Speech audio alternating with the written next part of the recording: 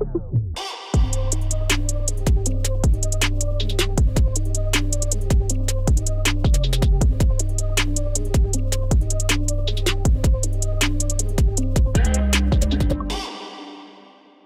tout le monde à un autre épisode de Chiller chez Boulay. Très très content. On se retrouve encore une fois dans les studios de La Poche Bleue.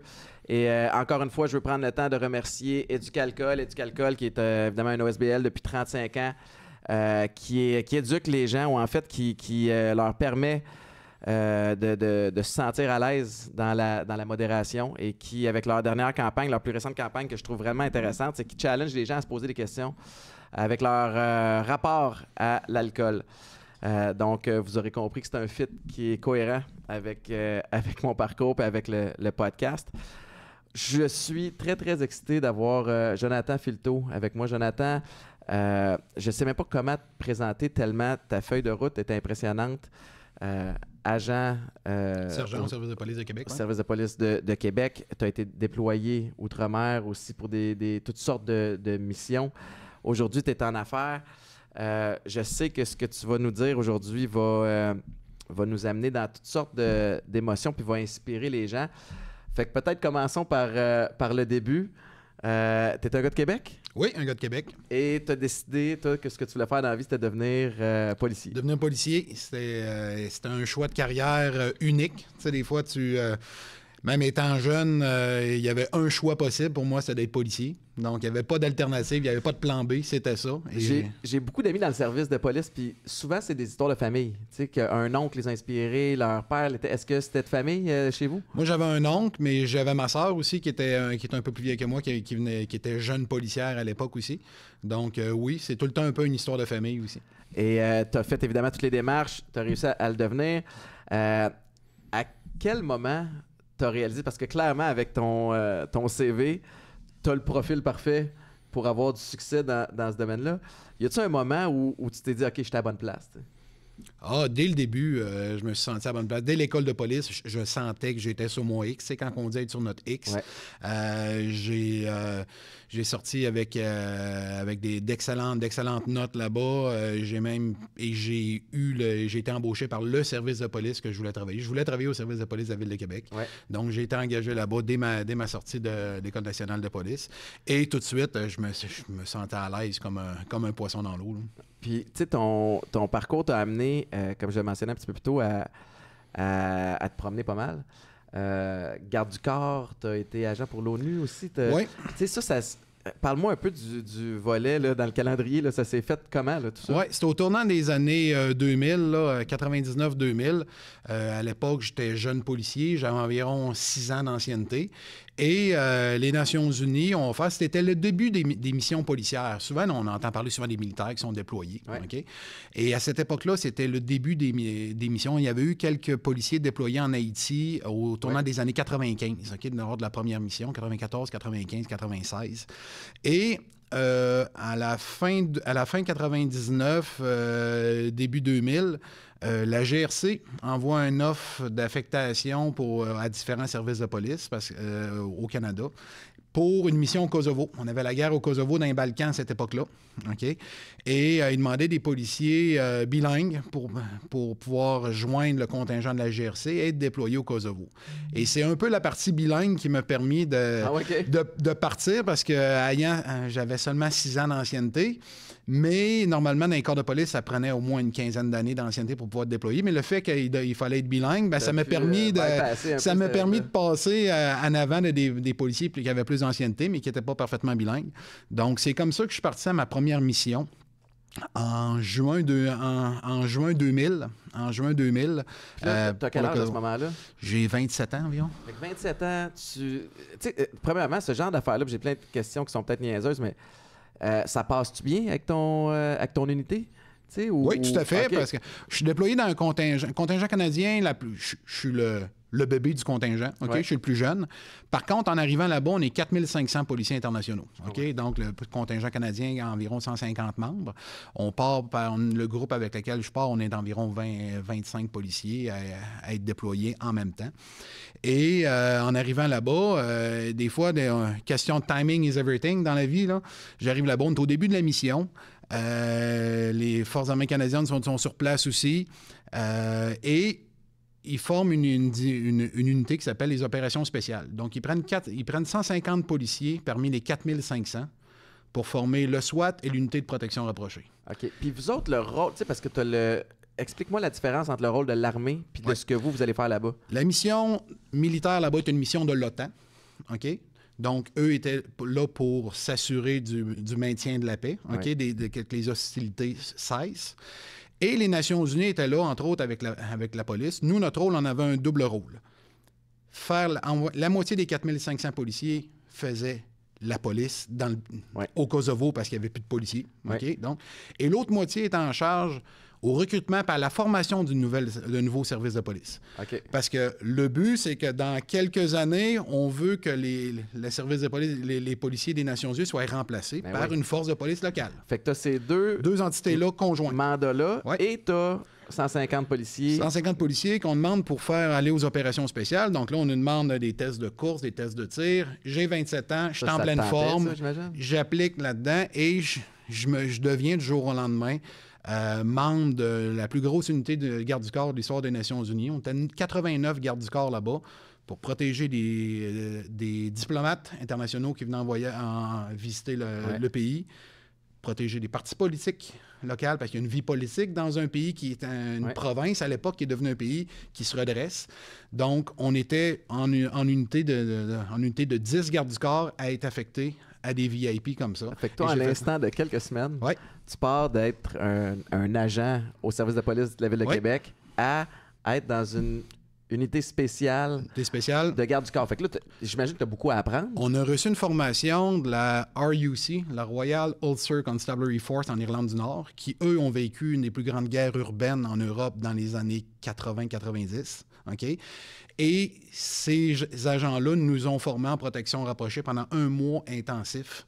Donc, on a été formés, ça a été tout un début de mission. Dans les premiers 10 jours de ma mission, j'ai été affecté à cette unité-là, formé pendant 1 mois, et après ça, pendant 1 an.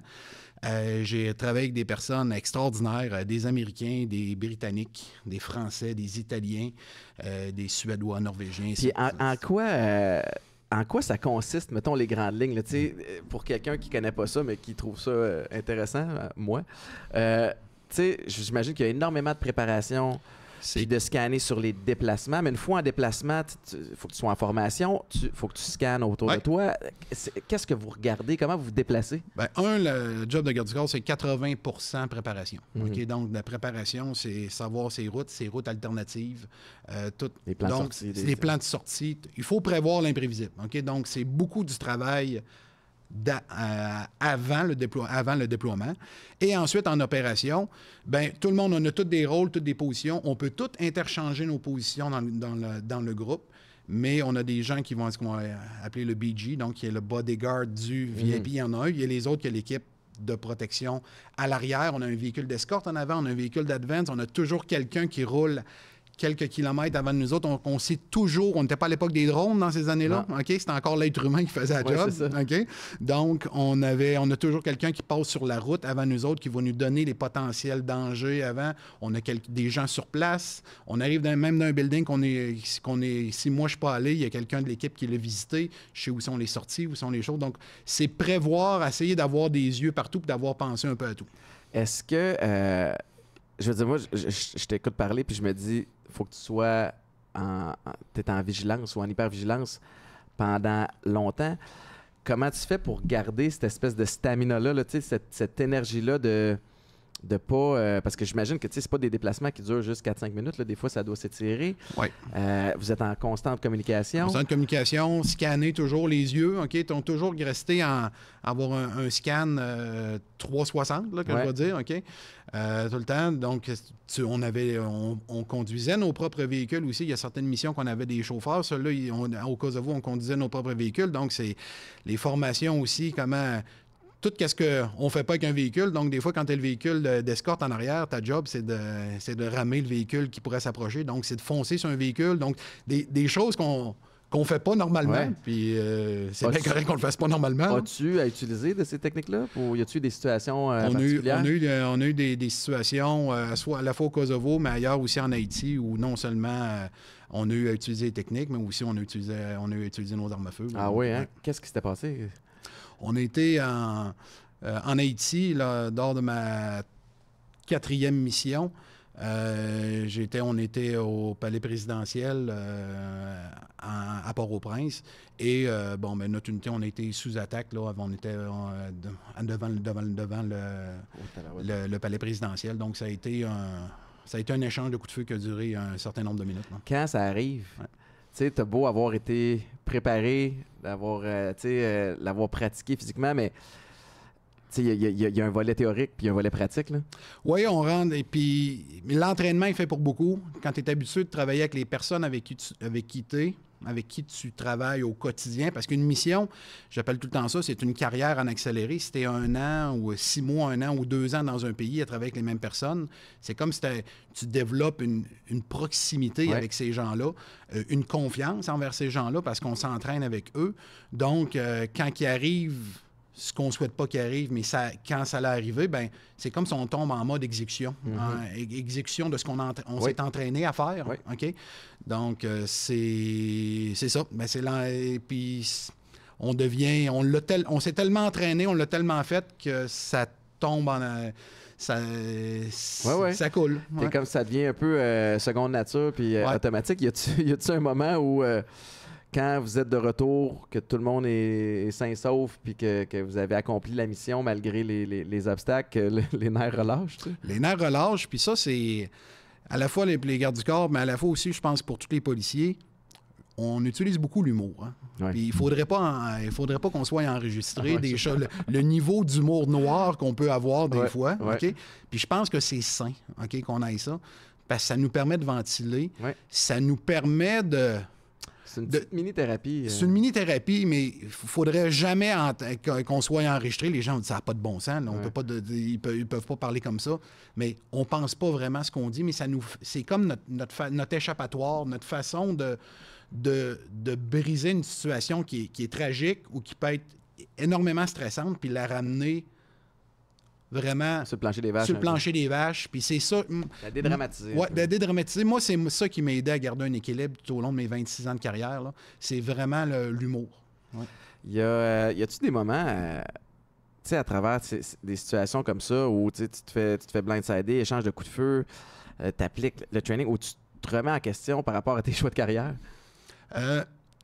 Ça m'est arrivé une fois que j'ai fait une remise en question. Dans ma 2e mission, j'étais en Géorgie, en ex-Union soviétique. Et j'étais dans un avion cargo, un avion de transport. Et là, on était pris on était au maximum que l'avion pouvait endurer avec la température, puis les vents, puis tout ça. On était vraiment dans une petite tempête, là. Et là, l'avion décrochait à plusieurs reprises. Et là, je me suis dit, là, c'est une des fois dans ma carrière que je me suis dit, qu'est-ce que tu fais, ça? Ouais. Tu viens du Canada. La vie est belle. Tu as une conjointe. Tout va bien là-bas, OK? Tu pourrais faire ton petit faire ton travail dans ton service de police, tout va bien. Là, je m'excuse, mais je me suis trouvé cave. Ouais. À ce moment-là, de dire, qu'est-ce que je vais faire ici? Puis là, tu dis, sais très bien que le terrain est miné en bas. Si on fait un atterrissage d'urgence, si c'est pas le crash qui va nous tuer, ça va être les mines. Donc, tu te dis, qu'est-ce que je fais ici? Ouais. Okay? Puis ça a duré quand même une 20aine de minutes avant qu'on puisse atterrir. Là. J'ai embrassé le sol. En arrivant au sol, en disant, hey, j'étais sûr que c'était le dernier moment. Et c'est le moment que je me souviens le plus dans ma carrière pour me dire, regarde, là, tu as peut-être poussé l'enveloppe un peu. Là, ouais. Qu'est-ce que tu fais ici? Est-ce que, évidemment, c'est inévitable. N'importe qui, dans n'importe quelle situation, va avoir des remises en question. Puis des fois, il y a un petit quelque chose qui nous raccroche. Puis tu fais, c'est pour ça que je fais ça. Est-ce que tu as des exemples de ce qui t'a aidé à te raccrocher à ça? Bien, en mission, c'était toujours le contact qu'on avait avec la population locale. OK? Puis des fois, c'est pas une longue discussion avec les gens, c'est un sourire, une tape sur l'épaule. Mm-hmm. Tu as l'impression que tu mets un grain de sel, puis tu contribues à à changer les choses dans des pays où tout a à être changé, tout a à être rebâti. Et c'est ces choses-là. Donc, c'est pas un événement extraordinaire, c'est plus une multitude de petits eye contact, sourire, tape dans le dos, un fist bump, ces genres de choses-là qui disent « OK, c'est pour ça que je fais ça », même si des fois, à la fin de certaines journées, tu te dis « Qu'est-ce que je fais ici? » OK? Qu'est-ce que je fais ici? Tu te trouves loin. Ben, tu te trouves loin, tu t'ennuies de ton monde, mais tu crées une deuxième famille avec les gens avec qui tu travailles. Tu as raison, puis tu le mentionnais. Juste, petite mini-parenthèse, écoute, je fais pas de comparaison, pas du tout, mais j'ai accompagné les troupes des forces armées au Koweït il y a quelques années. Puis c'était sur le campement des forces aériennes. Fait que c'était la coalition anti-État islamique qui était là. Fait que tu avais les Américains, les Italiens, ils étaient tous là. Puis écoute, t'es quand même dans le Middle East. Puis nous autres, c'était ultra sécurisé. Évidemment, on est des invités. On a probablement des gens comme toi qui s'occupaient de nous, qu'on voyait puis qu'on voyait pas. Fait que il n'y a aucun danger pour nous. Mais même à ça, tu te couches le soir sur un lit de campement. Faut que tu fasses attention pour pas aller pisser puis pas sortir du chemin parce que t'as des scorpions, t'as des ci, ça. Puis c'est du sable à perte de vue. Puis ça frappe l'imaginaire de dire « Oh, tabarnak, je suis loin de chez nous. Ma vie n'est pas nagée. Moi, je vis un trip de petit gars en étant là. Tu comprends? Je rencontre du monde, je vois des avions de chasse. Mais malgré ça, tu te dis, géographiquement parlant, je suis très loin de ce que j'ai connu. Fait que je peux pas imaginer en plus quand t'as des missions à accomplir, t'as des conflits armés qui surviennent. Mais le point que tu mentionnes est intéressant au niveau de la camaraderie qui s'installe. Puis encore une fois, au foot ou dans n'importe quel sport, on ne sauve pas des vies. Puis, mais de passer une saison complète à voir puis à échanger avec tes coéquipiers à tous les jours, tu forges des liens qui sont serrés de façon accélérée. Fait que je peux avoir joué une saison, 2 saisons, 3 saisons avec un gars, mais je l'ai vu 365 jours. T'as l'impression que ça fait 20 ans que tu le connais. Et je l'ai vu quand il vivait des moments difficiles à la maison, dans des grands moments de joie. J'ai vu comment il réagit dans des moments d'adversité. J'ai vu comment, son intégrité a été testée à certains moments. Puis ça fait en sorte que je les recroise aujourd'hui. Ça fait 10 ans que j'ai arrêté de jouer. Puis il y a encore cette chimie-là. Est-ce que c'est le cas aussi de ton côté? Tu croises des gars, des filles qui étaient en mission? T'sais? C'est tellement vrai ce que tu dis parce que je viens de vivre en mai dernier l'unité que je te parlais de 89 gardes du corps qu'on s'est été au Kosovo parce que Kosovo, on est en 2000, on est juste avant le 11 septembre. Qu'est-ce que tu penses qui est arrivé après le 11 septembre où avant ça, la sécurité était un mal nécessaire dans tes organisations et est devenue la top priorité de tes organisations à travers la planète après le 11 septembre? Bien, toute cette unité-là, on s'est toutes retrouvés. Moi, je suis allé en Jordanie puis en Irak après. Il y a de mes collègues qui sont allés en Afghanistan, au Yémen, au Soudan. Donc, on a fait on était les gardes du corps avec une mission dans un théâtre d'opération à risque, avec l'expérience la plus récente. OK? En septembre, quand le 11 septembre est arrivé, on a tous été déployés après ça dans multiples missions. Et en mai dernier, on s'est retrouvés une grande partie de ce groupe-là à Vienne, en Autriche, parce que c'était des Européens, des Nord-Américains, des gens un peu partout. On s'est retrouvés à Vienne. Donc, on était un large groupe et c'est comme ça faisait 23 ans pour certains que je n'avais pas vu. Il y en a que j'ai recroisés dans d'autres missions, qu'on a retravaillé ensemble dans plus qu'une mission. Et c'est comme s'il y aurait eu 15 minutes de délai. J'ai un collègue de Biloxi au Mississippi qui on s'était pas vu depuis 23 ans, puis c'était mon best buddy. On travaillait toujours ensemble. Okay? C'était mon binôme avec qui je travaillais là-bas. Et explique-moi ce que signifie binôme. Un binôme, c'est avec lui que tu es toujours jumelé avec lui. Okay. Donc, j'étais jumelé avec lui dans tous les déploiements. On travaillait en équipe, mais moi et Rick, on était toujours ensemble. Okay. On était les deux partenaires. Et on s'est revus, on s'est recroisés dans le lobby du Marriott en mai dernier. On s'est vus, on s'est serrés et ça repartit comme si on aurait mis pause et il y aurait eu 15 minutes seulement des 23 ans. C'était pareil. On a passé 5 jours ensemble, on allait au gym ensemble, c'était comme s'il n'y avait rien qui avait changé. Comme s'il n'y avait rien qui avait changé. Pourtant, il y avait 23 ans qui se sont écoulés. Mais ça, je pense que c'est les belles amitiés qui sont comme ça, puis belles amitiés qui ont été probablement testées par certaines missions aussi pendant un bout de temps, ou tu sais, qui ont... Quand tu vis des choses que peu de gens ont eu la chance d'expérimenter, il y a une confiance qui s'installe, il y a une chimie qui s'installe de ce côté-là. Fait qu'à partir du moment où tu intègres cette unité-là, tu es en mission, tu es jeune, cette mission-là, après ça, tu te dis, arrive le 11 septembre, puis vous êtes appelé partout. Tu as fait ça combien de temps? J'ai fait ça de 2000 à 2010. Donc, entre 2000 et 2010, j'ai été déployé pendant 7 ans et demi à l'étranger. OK? Donc, Kosovo, comme je parlais au début, la Géorgie. Puis Kosovo, 1 an. En Géorgie, en ex-Union soviétique, pendant 1 an. Ensuite, la guerre en Irak est arrivée. J'ai travaillé pour la Coalition Provisional Authority. J'ai été un des quelques policiers canadiens envoyés là-bas pour former les policiers irakiens. Wow. Donc, on travaillait à Al-Mouakar, dans le désert jordanien, le long de la frontière irakienne. J'ai passé 6 mois là-bas. Ensuite, l'ouragan Jeanne a frappé Haïti. C'était le début de la deuxième mission en Haïti. Je parlais d'une mission plus tard, en plus 95, tôt, au milieu des années 90. Ils ont rouvert en 2004 une mission, en mai ou juin 2004. Et l'ouragan Jeanne a frappé Haïti à l'automne, septembre-octobre 2004, qui a fait qu'ils ont eu besoin de renforcement puis d'avoir plus de gens. Et là, le service de sécurité des Nations unies m'a offert un poste comme en charge de l'unité de protection rapprochée pour le substitut secrétaire général des Nations unies. Donc, l'envoyé du secrétaire général, on l'appelle l'ambassadeur des Nations unies, mais il est envoyé dans chacune de ces missions, il y a un envoyé, le SRSG qu'on appelle en anglais. Okay. Et moi, lui, il vient avec une équipe de protection rapprochée. Donc, c'est moi qui étais le superviseur de l'unité. Wow. On était 13 gardes du corps pour le protéger avec véhicules blindés, véhicules d'escorte, toutes les armes, tout ce qu'on a besoin. Ouais. Donc, j'ai travaillé pendant 23 mois en Haïti.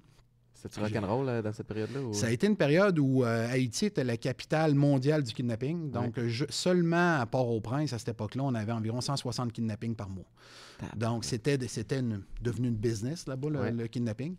Donc, pas besoin de dire que tous les dignitaires ou les gens avaient des équipes de protection rapprochées. Puis, il y avait un risque réel pour ces gens-là parce que le kidnapping était devenu... C'était pas un problème de guerre en Haïti, c'était vraiment un problème de gang. Oui. Y avait-tu un modus operandi, leur façon d'opérer, des espèces de... des signes avant-coureurs qu'il y a quelque chose qui s'en venait? Bien, pour les gens, ceux qui étaient victimes de kidnapping, oui, souvent, c'était toujours dans leur période de congé ou les périodes où est-ce qu'on baisse notre garde un peu. Là, OK? C'est pour ça que nous autres, il y avait jamais de... Il allait au restaurant le soir, il y avait la même protection que s'il s'en allait au bureau où il y avait une visite officielle. C'était 24 sur 24 là, qu'il y avait sa protection. Là. 13 personnes. On était 13 personnes, oui. Ça s'articule comment, toute l'organisation d'une protection de 13 personnes? C'est-tu 2 chiffres? C'est 2 chiffres. On travaillait, quand on travaillait un chiffre, on le sortait du lit le matin, on le rentrait au lit le soir. Okay? Ton chiffre peut avoir 18 heures. Mais le lendemain, on était toujours en congé. Donc, on était toujours en équipe, une journée on, une journée off. Par contre, quand tu es off, t'es on call. La nuit, on avait des militaires qui protégeaient sa maison. Donc, on gardait seulement un de nous autres la nuit à sa résidence. Là, il y avait un safe room, une place, notre job. Non, on se l'échangeait à la gang, donc on n'en faisait pas souvent, on en faisait deux fois par mois environ. Puis on avait notre bureau là-bas, puis la job, il y avait des militaires qui protégeaient la maison. Il y a un safe room, s'il y a quelque chose qui arrive. Il y a un safe room, notre job, si on le sort du lit, on rentre dans le safe room, puis on attend les chums qui vont arriver. C'est fascinant quand même. Fait pendant au-dessus d'une dizaine d'années, t'es pas policier. T'es pas policier à Québec, en fait. Je suis policier, mais pas à Québec. Mais c'est ça. Puis, ça t'es-tu arrivé à un moment donné de regarder en arrière et te dire, attends une minute, le petit gars voulait être policier, puis patrouiller, puis devenir sergent comme tu l'es maintenant. Puis là, tu te retrouves dans des missions de haute importance. Y a-tu des moments où ça t'a fait sourire? T'sais? Ben oui. Puis, j'ai toujours considéré que c'était une chance inouïe que j'avais. Moi, je le voyais comme ça parce que c'est volontaire. On ne m'a jamais forcé pour aller là. Moi, j'appliquais, puis c'était volontaire. OK? Et après Haïti, je suis parti en Côte d'Ivoire. J'ai passé 1 an en Afrique en 2009. Donc, j'ai pu voir différents types de missions, différents types de continents. Puis comme garde du corps aussi, on voyage beaucoup aussi avec notre VIP. Donc, ça m'a amené à... Cette carrière-là m'a amené à faire tout près de au-delà de 130 pays. Donc, j'ai visité, j'ai fait un tour de la planète. Ça a été, et plus on voyage, plus on s'aperçoit qu'on n'a rien vu aussi. C'est le problème de voyager. Le clash des cultures aussi. Le clash des cultures, oui. À quel moment tu as été le plus challengé? Au niveau personnel, je vais le dire, où est-ce que tu dis, est-ce que j'ai fait le bon choix? Mon arrivée en Géorgie, ma deuxième mission. Je sortais d'une mission, je parlais du Kosovo, comment c'est une mission énorme, 4500 policiers, 10 000 militaires, on va le dire comme ça, c'est nous autres qui renaient le show là-bas. Okay? Quelques mois après mon retour, je revenais toujours à Québec entre émissions, je faisais un 6 mois, 8 mois de police, je revenais à mes... OK, tu pratiquais quand même je revenais en service à Québec, wow. Et là, j'étais de nouveau déployé. Donc, j'ai jamais été absent pendant 10 ans du SPVQ. Et là, quand je suis arrivé en Géorgie, j'arrive dans une toute petite mission d'observation. On est 160 militaires, civils et les gardes du corps inclus. OK. Il y a personne, les militaires ne sont pas armés. C'est une mission d'observation. Il y a seulement nous autres qui ont été armés, puis on a seulement des armes de poing, on n'a pas d'armes longues. Okay. Donc là, c'est plus nous autres qui mènent le show. Mais non. OK? Quand j'arrive là-bas, ils ont abattu un de nos hélicoptères. Ça a été une mission où est-ce que tu dis, les premiers jours que je suis arrivé là-bas, j'étais dans une chambre qui est à peu près gros comme mon walk-in chez nous en ce moment. Et là, je me suis dit, il y avait juste un téléphone, il n'y a pas de télévision, rien. Je me suis dit, ouais, OK. Là, les conditions sont pas cool, puis on n'est pas équipé pour gérer s'il y a une attaque. Exactement. Là, tu te sens petit, OK? Ouais. Et là, tu te dis, ouais, OK, là, il va falloir utiliser... Puis t'as fait quoi? Le corps humain, c'est une belle machine. On s'adapte à tout. Hein? Donc, on rencontre les collègues, on développe une confiance avec ces collègues-là. Population locale aussi. Donc, tout ça qui a fait que, après un certain nombre de mois, ça devient... de semaines plutôt, là, ça devient une normalité. Ça devient notre nouvelle réalité. Donc, c'est de l'adaptation. Mais le plus gros challenge, je veux dire, que tu te sens seul, puis quand tu te couches dans ton lit le soir, tu te dis, tu embarques dans la machine à voyager dans le temps parce que tu te mets les couvertes au-dessus de la tête, tu te dis, ouais, OK, on va se réveiller, on va avoir une autre journée de passé. Là, tu te dis, les premiers jours, il n'y avait rien de le fun. Et après, regarde, ça devient une autre belle expérience. Ça fait des bonnes histoires à raconter sur le podcast. Y a-tu... je vais enchaîner avec la question présentée par Éducalcool. Éducalcool qui pense que les prises de conscience viennent à travers les questions qu'on se pose, évidemment. Puis toi, tu as dû en avoir plus d'une prise de conscience. Mais t'es déployé dans des endroits où il y a des conflits. Ouais. Entre les missions, tu reviens. Tu mentionnais que tu avais une conjointe à l'époque. Je ne sais pas si tu as des enfants. Toujours. Ça fait 23 ans qu'on est ensemble. On a une fille qui a bientôt 18 ans. Ben bravo. Y a-tu un clash de... Tu sais, parce que tu vois des choses que monsieur, madame, tout le monde ne verront pas. Le retour à la réalité au niveau de la santé mentale, ça se fait comment? C'est plus dur de revenir que de partir. Ah oui, hein? Oui. Revenir, puis...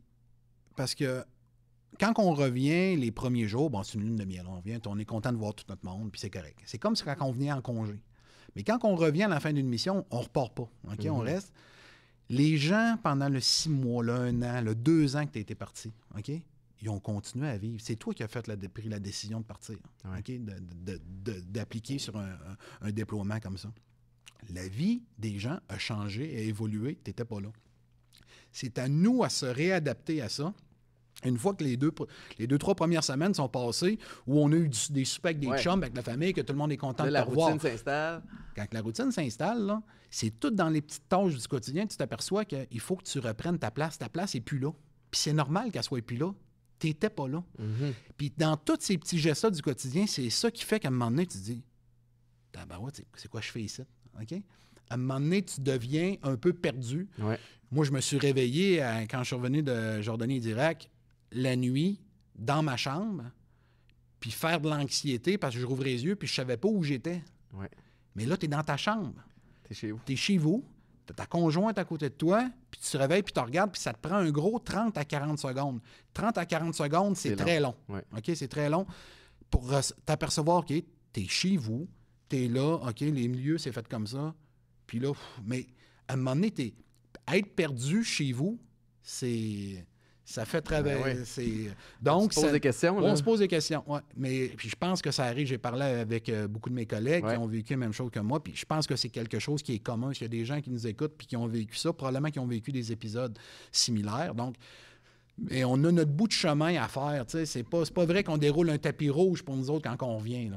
Il y a le souper avec les chums, mais après ça, c'est à toi de reprendre la place et à dire que c'est moi qui n'étais pas là, donc c'est à moi de me réintégrer. Tu es en constante adaptation, parce que veux pas, quand tu es en mission, tu es en dehors de ta zone de confort.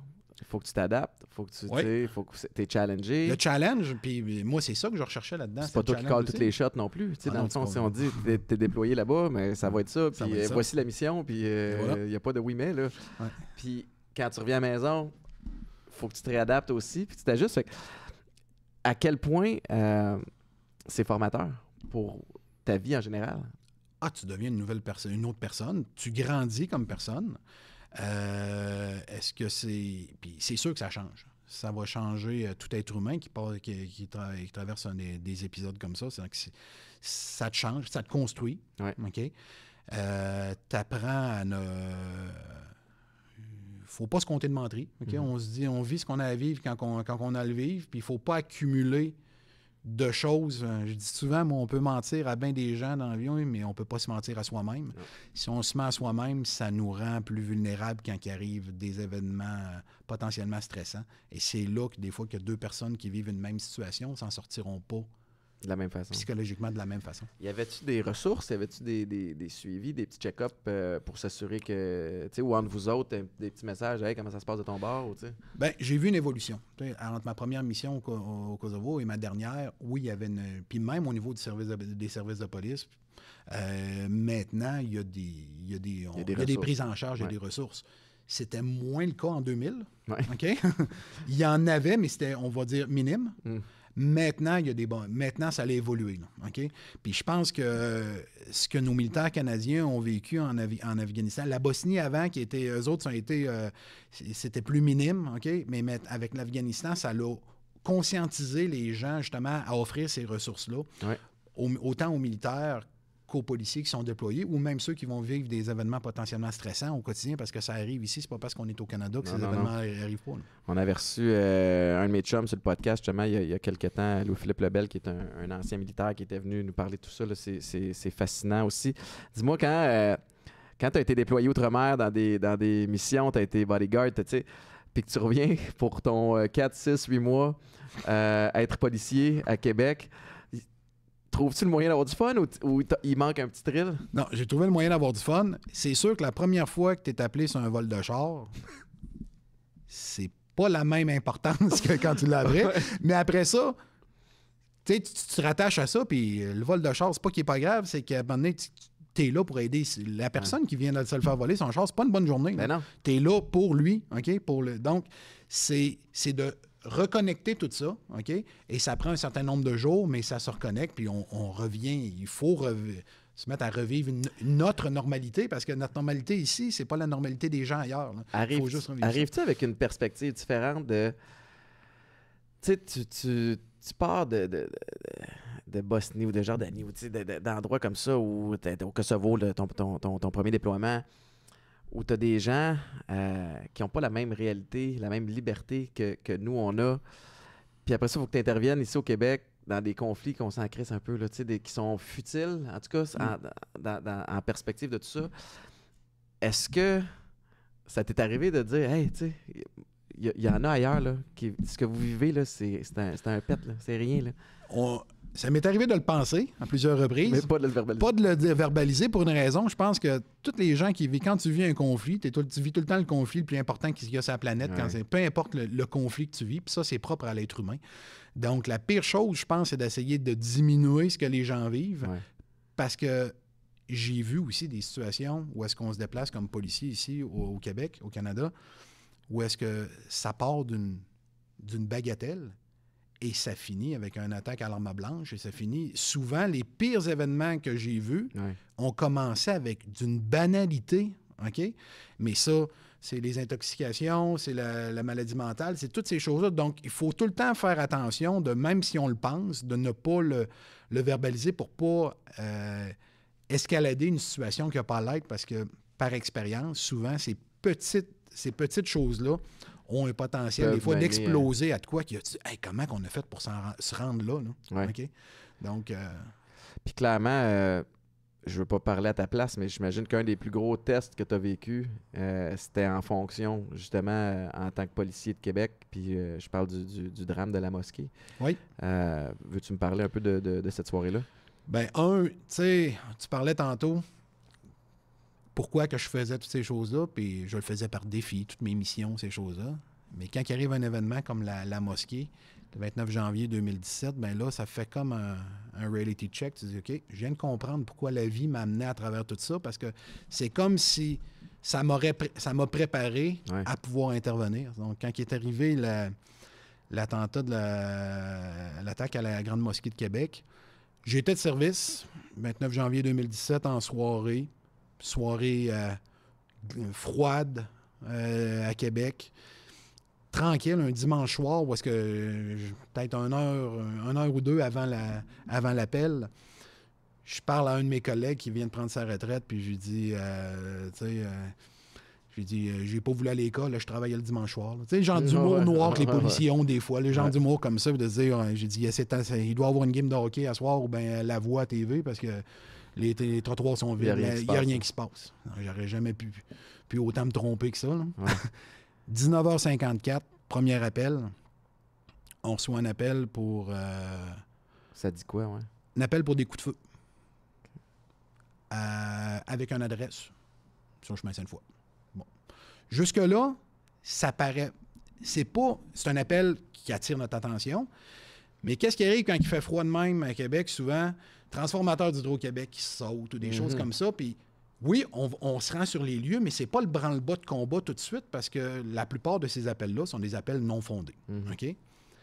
Ça, j'ai pensé ça environ 5 à 6 secondes. Et après ça, deuxième appel qui est arrivé sur les ondes. Et là, c'est la dernière fois que j'ai parlé à quelqu'un au 911. Ils ont dit... On est tous sur des appels 911. Ça veut dire qu'il y a un tsunami d'appels. Tout le monde appelle. Tout le monde est occupé sur des appels. Il dit, c'est confirmé. Coup de feu à l'adresse qu'il nous avait donnée.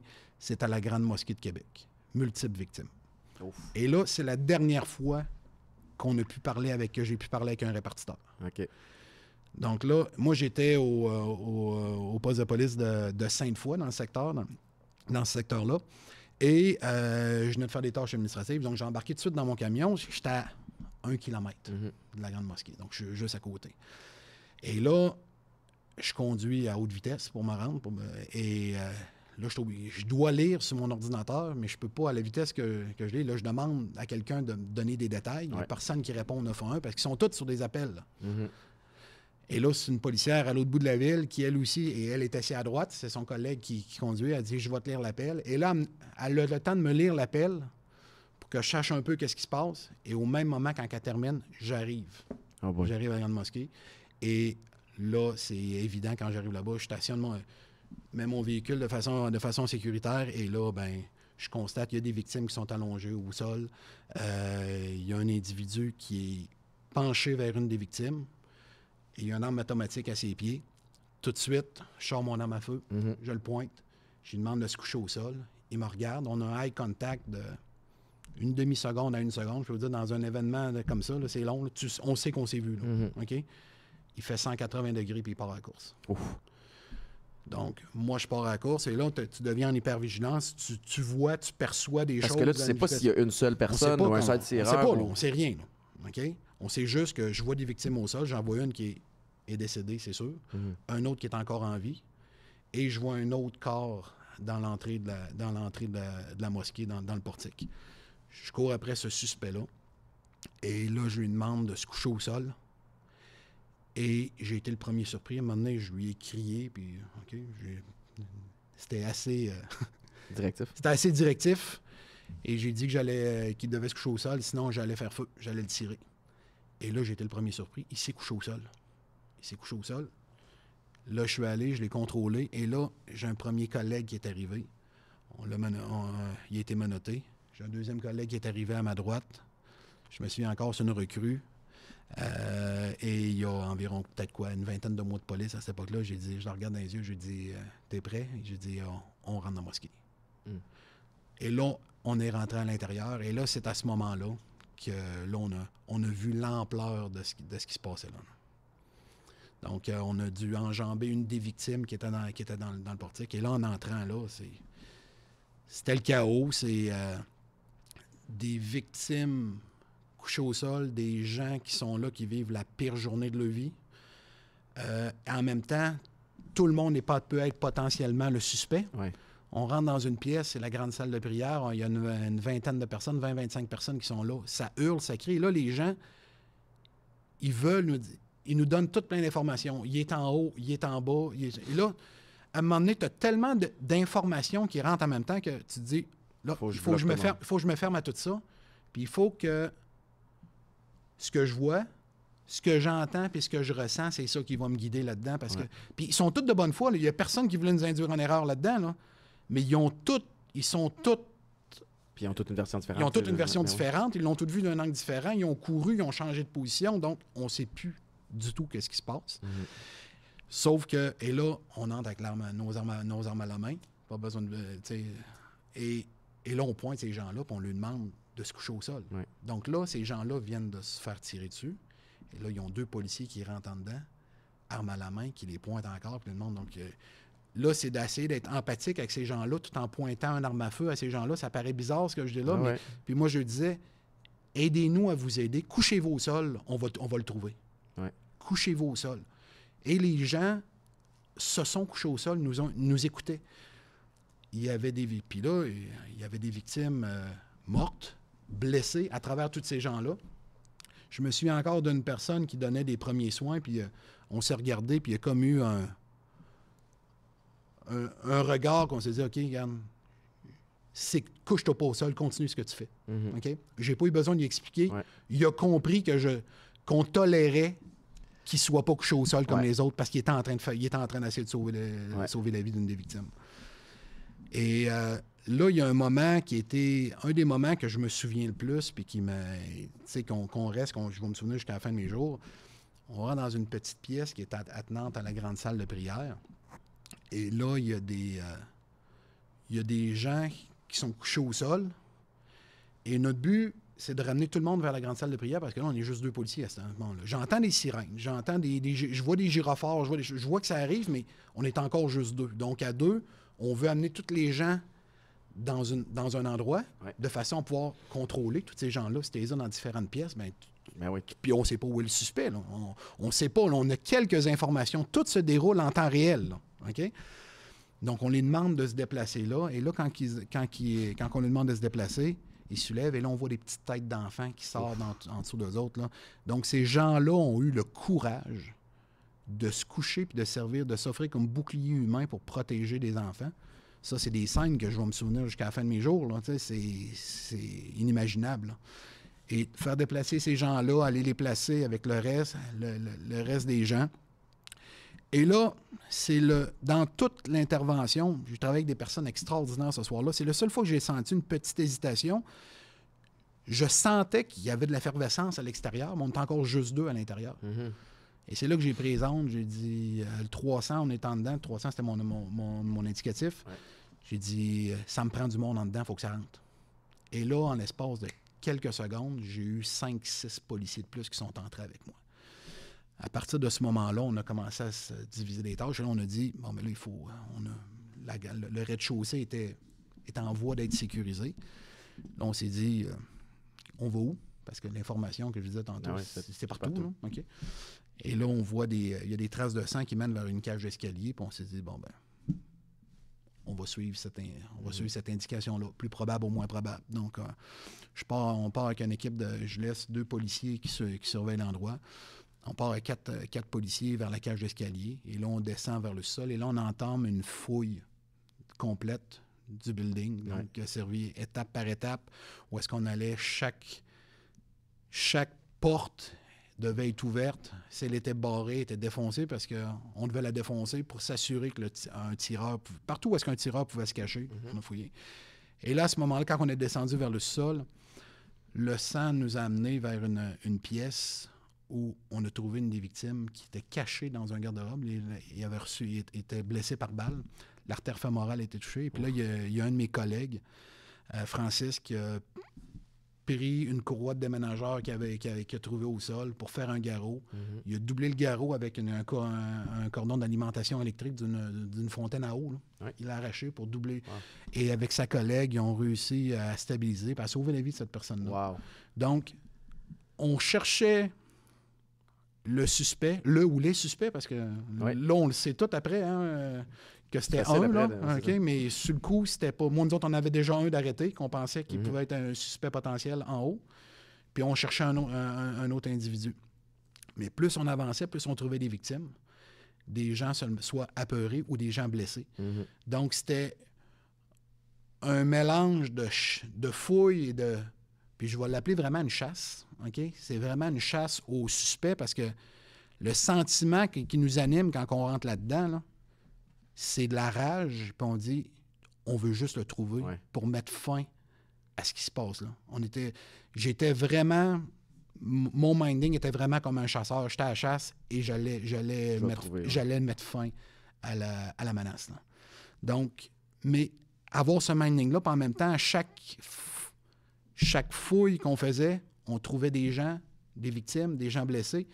Donc, ça donne un peu l'état d'esprit. Cette fouille-là a duré une vingtaine de minutes sur les étages, parce qu'il y avait le sous-sol après ça. Et dès qu'on trouvait des gens, on les ramenait toujours à notre point zéro. À notre point zéro, qui était la grande salle de prière en avant. Ouais. Donc, on a fait l'étage en haut. Et là, il y a d'autres équipes qui arrivent. Et ce n'est qu'une vingtaine de minutes plus tard... 20-25 minutes plus tard, que les répartiteurs 911 nous disent qu'ils viennent d'avoir un appel d'un suspect qui disait être l'auteur de la fusillade, puis qui est au pont, près du pont de l'île d'Orléans. Et là, donc, on envoie une autre équipe. Moi, j'ai une équipe SWAT qui est en route vers l'endroit où je suis. On se trouve à avoir une deuxième scène de crime. Et l'auteur de la fusillade va être arrêté au pont de l'île d'Orléans, parce que lui-même, il a appelé le 911, et c'est une équipe du GTI qui est allé l'intercepter là-bas, et il était arrêté là-bas dans la soirée. Donc, environ 1h15, parce qu'il y a eu des négociations là-bas avec le tireur. Là, ça n'a pas été en 5 minutes. Là. Ça a été de longue haleine. Donc, environ 90 minutes après le début de la fusillade, ben on avait on avait un suspect potentiel d'arrêter. On en avait un qui se disait être l'auteur. Ouais.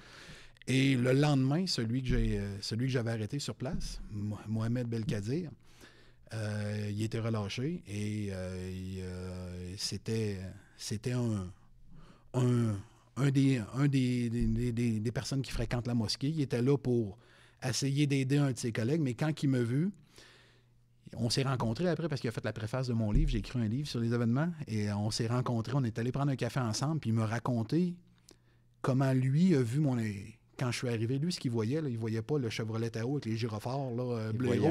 Ce qu'il voyait mon canon gros comme ça. Là. OK? Puis il pensait que le tireur était revenu pour lui. OK?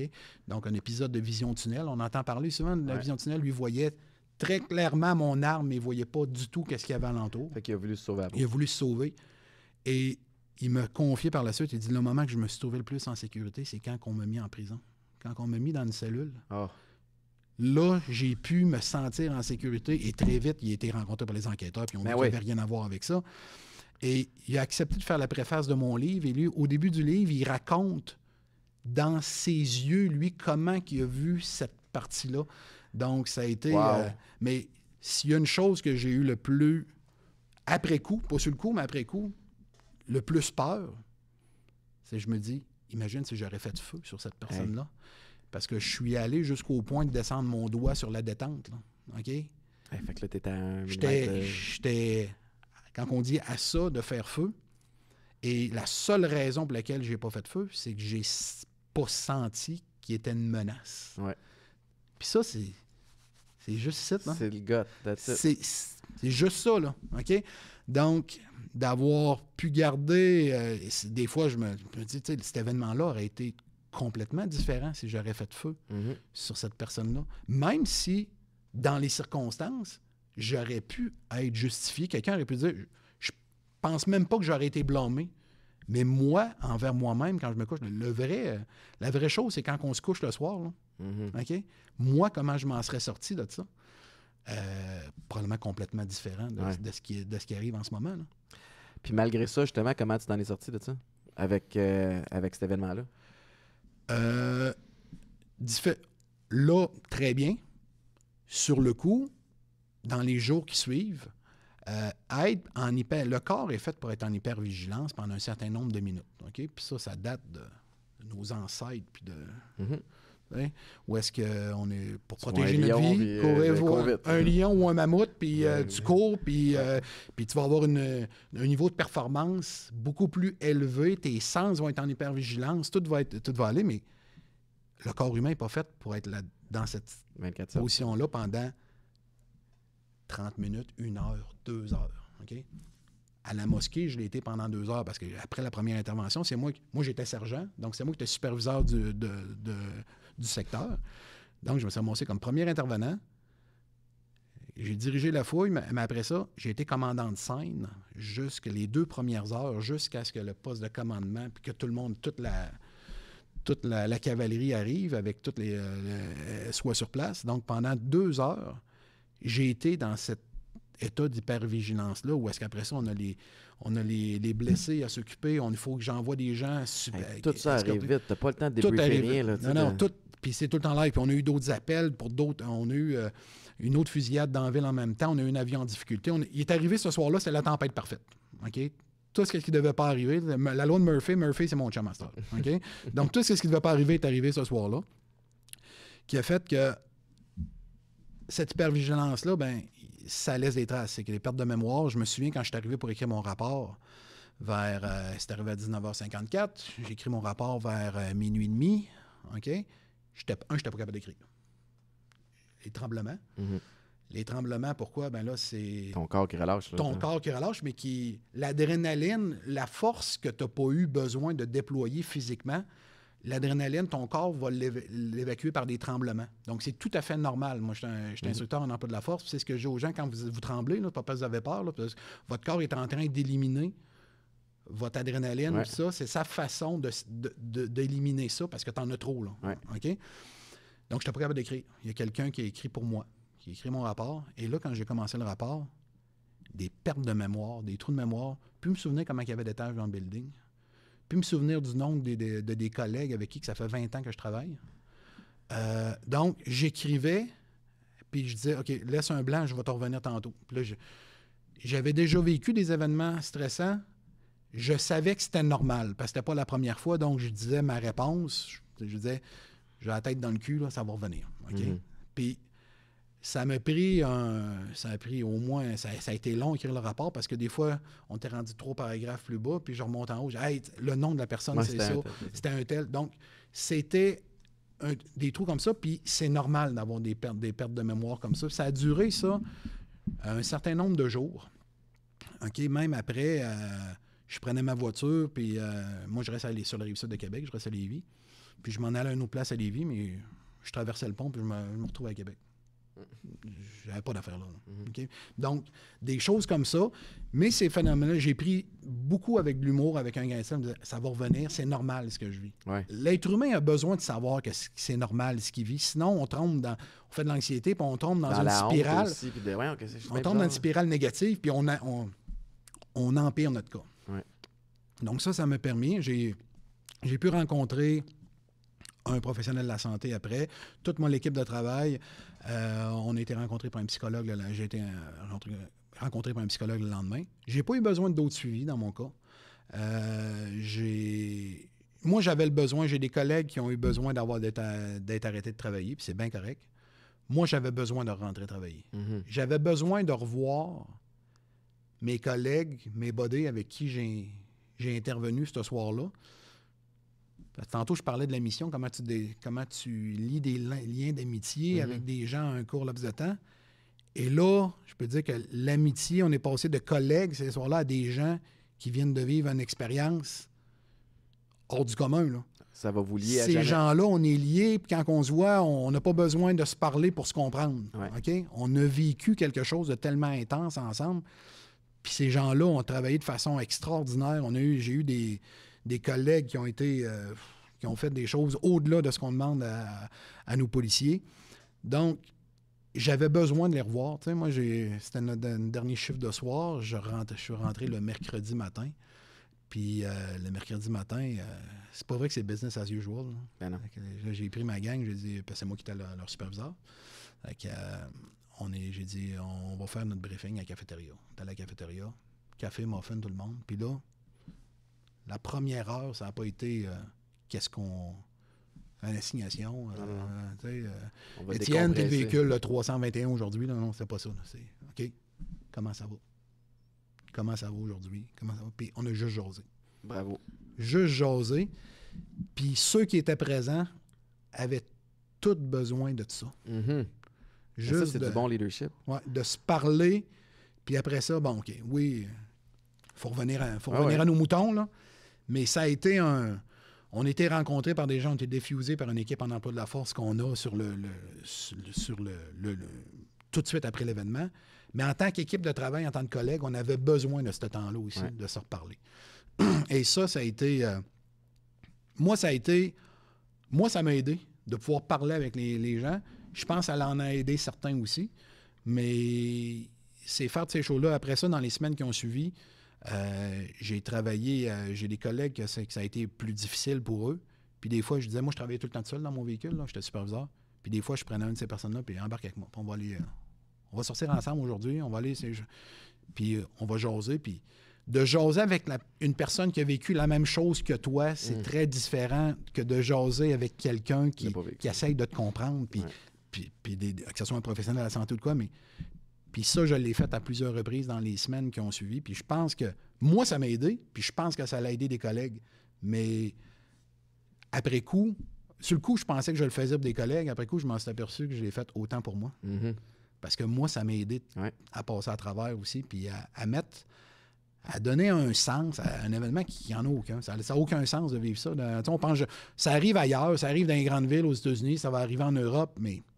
Oui, ça n'arrivera pas à Québec, mais oui, ça arrive partout. Ouais. Ça arrive chez nous aussi. Mais merci, premièrement, d'oser en parler avec autant de détails et d'ouverture. Là. J'ai beaucoup d'admiration pour ta capacité aussi à expliquer que tu as eu besoin d'en parler et que ça t'a fait du bien.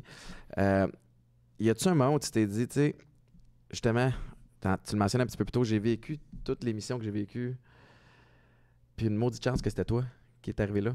Tu sais, dans le sens où tu étais...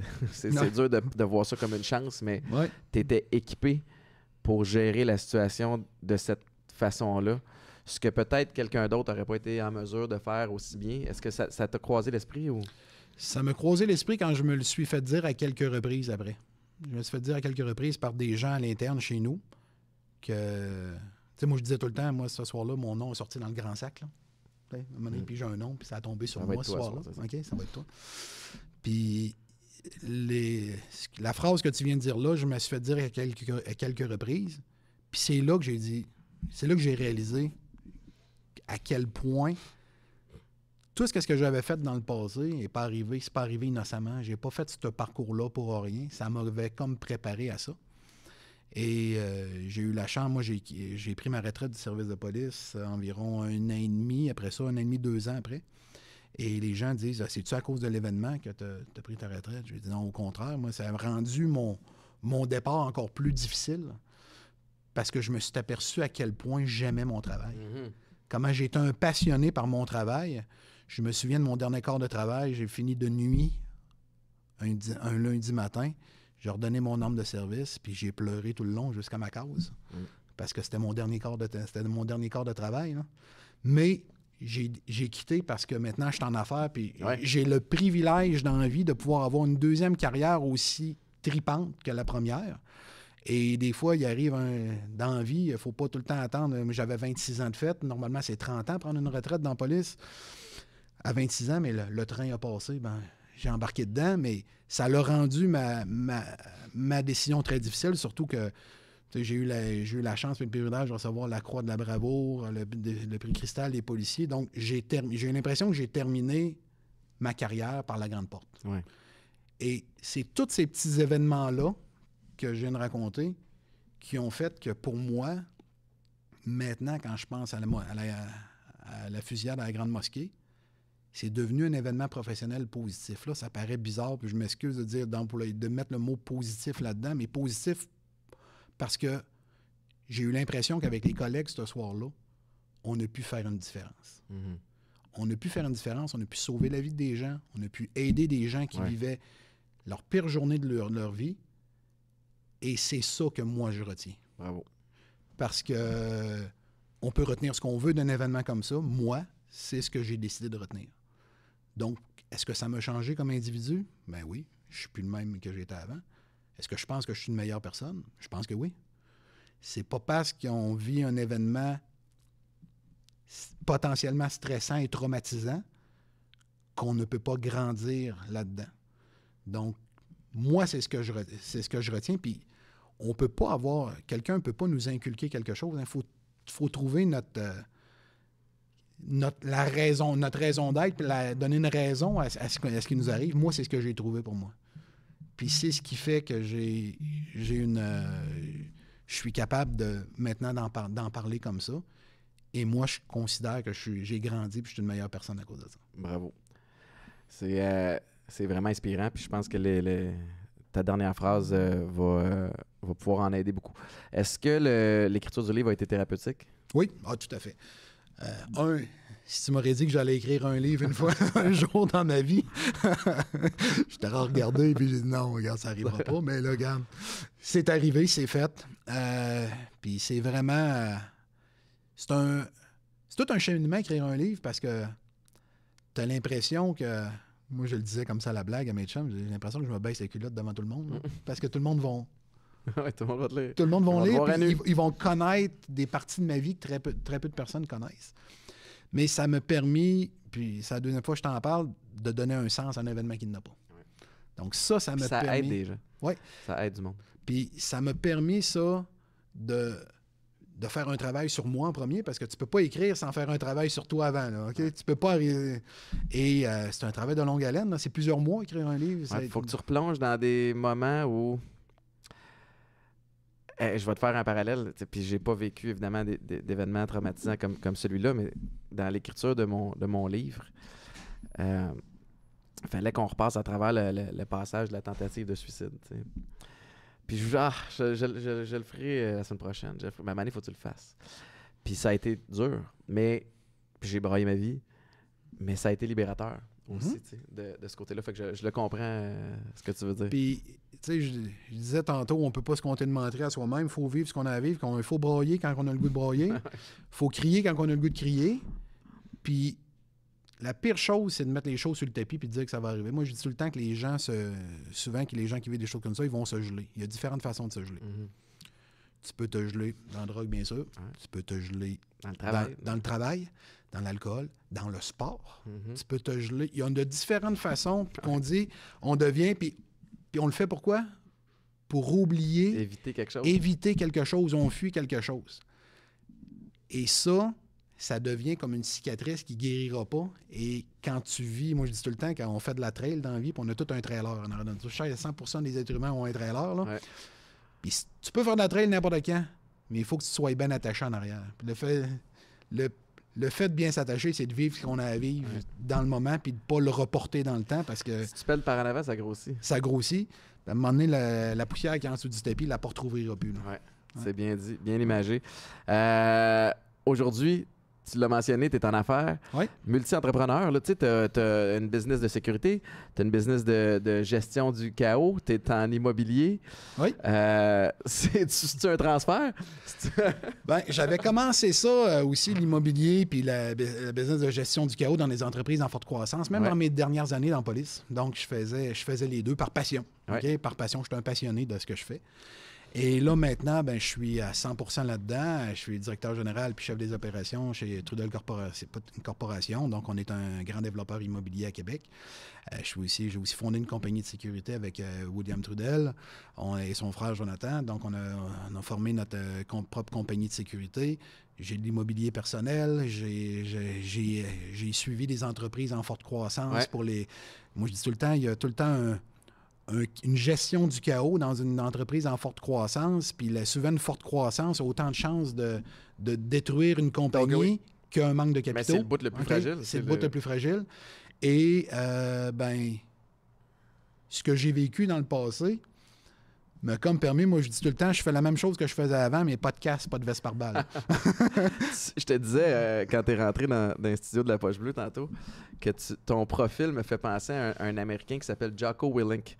Puis, je t'enverrai sa fiche tantôt, mais c'est un ancien Navy SEAL, tu sais, qui a été déployé comme toi. Puis, lui, il a écrit un livre qui s'appelle Extreme Ownership. Puis je pense que c'est le genre de profil que tu aimerais, mais c'est intéressant comment il a structuré les chapitres, c'est que ça commence avec une mission. Et ensuite de ça, il extrait les principes qu'il a dû appliquer pour avoir du succès ou qui a fait en sorte qu'ils ont échoué la mission. Fait qu'il décortique le principe, puis ensuite de ça, il te le transpose dans une situation d'entreprise en croissance ou de gestion d'employés.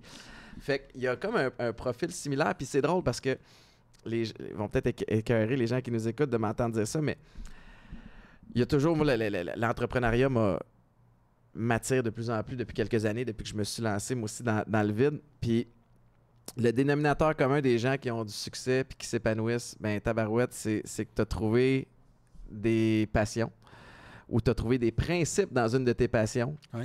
Qui t'allument au bout puis que tu peux appliquer et qui peuvent servir à d'autres dans d'autres domaines. Puis c'est drôle de ce que tu me parles parce que même si je connais pas la personne que tu me dis, c'est exactement ce que je fais. Puis même William, avec qui je travaille, souvent, on reprend tout le temps des principes qu'on avait, puis on le retranspose en affaires, puis ça marche. Ouais. Là, tu peux pas passer maintenant à Ginette qui a pas... Non, tu sais, puis on le fait. Puis je pense que c'est carrément ça. Hein? C'est quand tu fais les choses par passion, puis parce que tu aimes ce que tu fais, dans ce temps-là, tu comptes pas tes heures, tu comptes pas l'énergie. Et la plupart du temps, ça se transforme en succès. Là. Ta femme, ta fille, des fois, sont-tu étourdies de devoir aller? Oui. Je suis même interdit de retraite maintenant. Ma femme me dit, elle dit, toi, plus que 2 semaines de retraite, là, je m'excuse, il faut que tu trouves de quoi faire. Okay? Ouais. Donc, je suis un peu un hyperactif. Donc, avant, je me comptais des menteries. Je vais prendre une retraite à temps.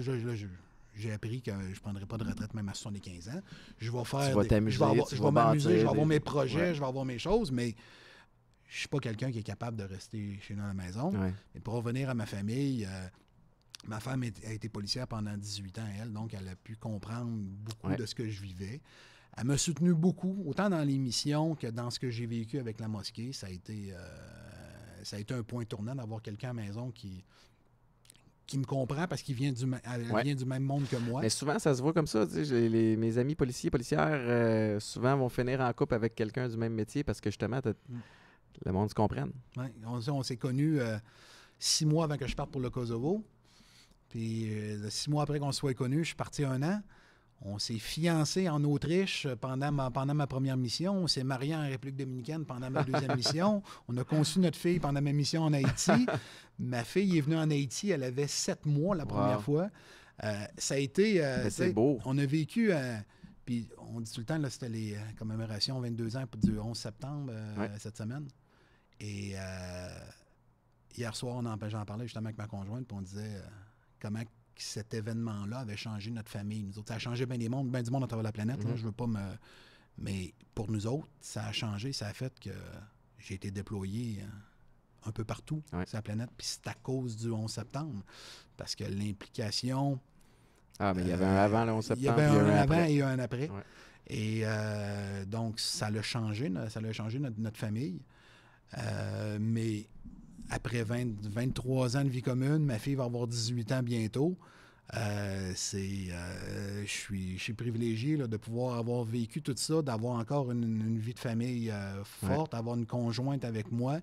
et d'avoir une fille de bientôt 18 ans épanouie, puis tout ça. Donc, je Mais tu es un beau modèle pour ta famille, puis clairement pour les gens.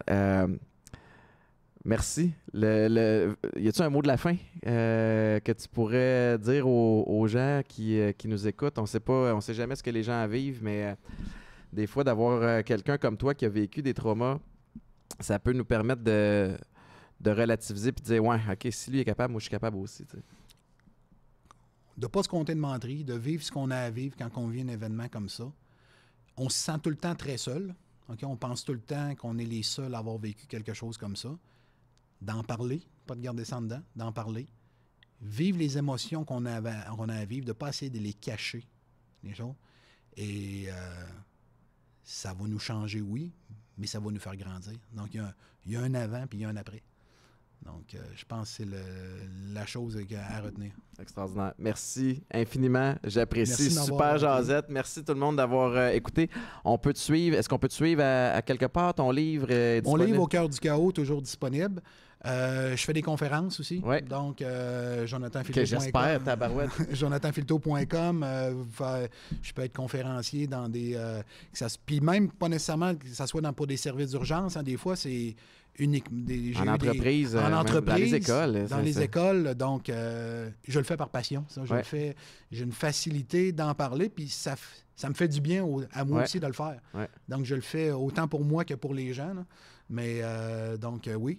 jonathanfilto.com, allez vous abonner. Puis si vous avez une entreprise en pleine croissance, ben faites appel à sa gang ou des projets d'immobilier à Québec. Merci beaucoup. Encore une fois, la présentation de l'invité, ben, c'était grâce à Éducalcool. Éducalcool qui est une OSBL depuis 35 ans qui... évidemment, encourage les gens à consommer avec modération. Puis plus récemment, ben, vous encourage à vous questionner par rapport à votre rapport avec l'alcool. Merci beaucoup. On se retrouve la semaine prochaine.